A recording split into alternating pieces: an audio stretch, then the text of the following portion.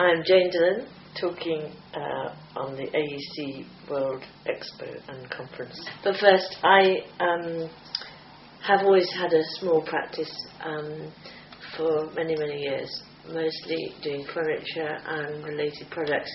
I'd quite like to show you probably two projects which are quite influential in my life and hopefully in other people's. One was one that I did initially in the 70s when I was working for Olivetti, and Success was the head of the studio, and that's full of wonderful stories because he was a wonderful man. And the other one is a slightly more recent one where I was commissioned to, by using digital printing, I was commissioned to do an installation in a chapel. So we'll start with the first one, which is about a small book. Well, it ended with a small book, partly because the way in which I presented my ideas to AECWORLDEXPO was in the form of a book. But to begin with, he asked me to come and work on the problem of the colour for all the furniture that they were designing. The furniture was for Olivetti, so it was office furniture. And he, typical of the time, he said he wanted me to think of it as an environmental problem, and that he was going to India on his hippie trail at the time, and he was back in 3 months. And it was like, I was about 24 or something at the time. Anyway, it was a wonderful project because we had such some real research time to do it. To not only to develop the concept, but also to test out the various concepts to do with the effect of colour on the environment, on the psychic, really the full gamut of a proper research programme. I quickly, I suppose, fairly quickly realised that actually the difference between objects which are coloured when used in an interior space which is fairly domestic as opposed to offices, things get multiplied in a way that are quite amazing. And this is pre-microchip.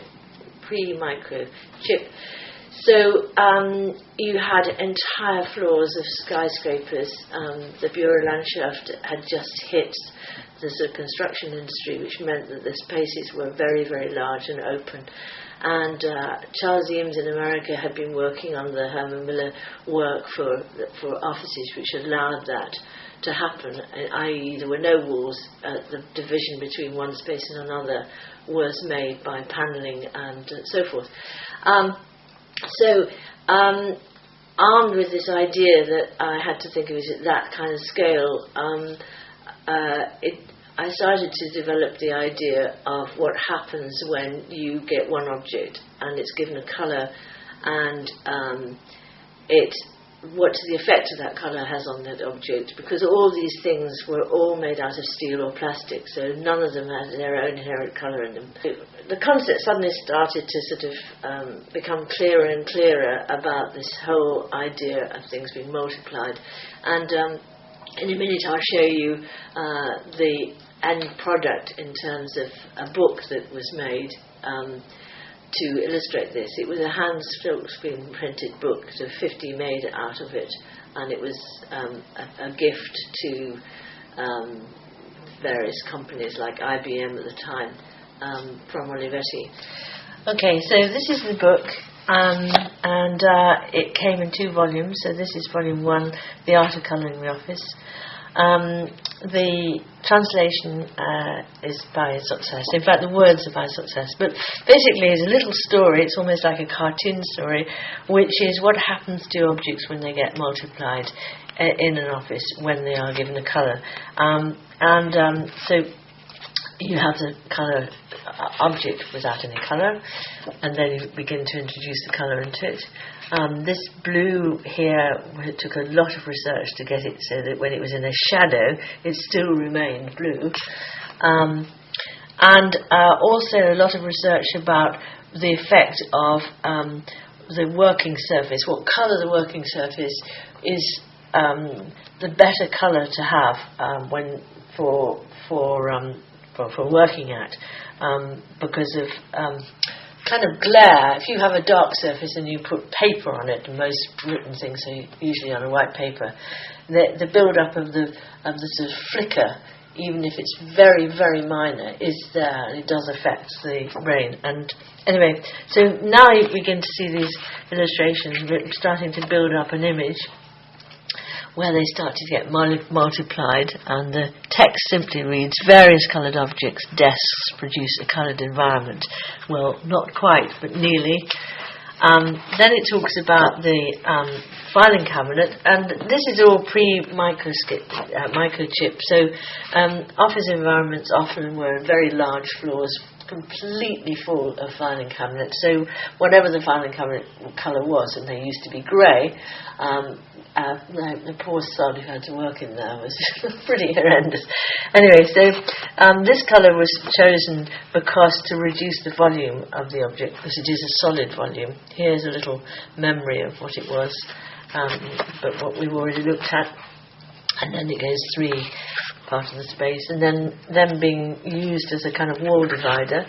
And then finally an entire floor full of these objects, with pushing the idea home that when you actually, what you're reading there mostly is this massive volume. And so the text says, this blue is aimed at reducing the overpowering weight of the dead volume of the object's filing cabinets when there's enough of them to produce an environment. And so the story goes on. This is a big, huge big cupboard, and it was chosen because of the kind of brick quality of it. Again, referring to what that colour does and to reduce the implied volume of the object, and then it starts to get used in a much more architectural way, and then finally the whole floor full of them, and so forth. Here the colour, the tonal value of this colour is very much heavier than the others, because it's not a solid volume, it's actually a very linear thing. And also I felt that it needed to have something that would be a kind of a strong, sort of almost like a post and lintel aspect to it. And it goes on. And then there were panels, because again, remember this is open office environments where you had maybe as many as 300 people all working in one space, so that you would make your own little environment. So this is one workspace, this is another one, and so whatever these were and however this panelling worked around it created your own personal space. The chairs themselves were very, very kind of energetic looking, and I don't know whether the story behind the chairs was very much the influence of the provers in Amsterdam, who at the time were an anarchist group, and they painted their bicycles white.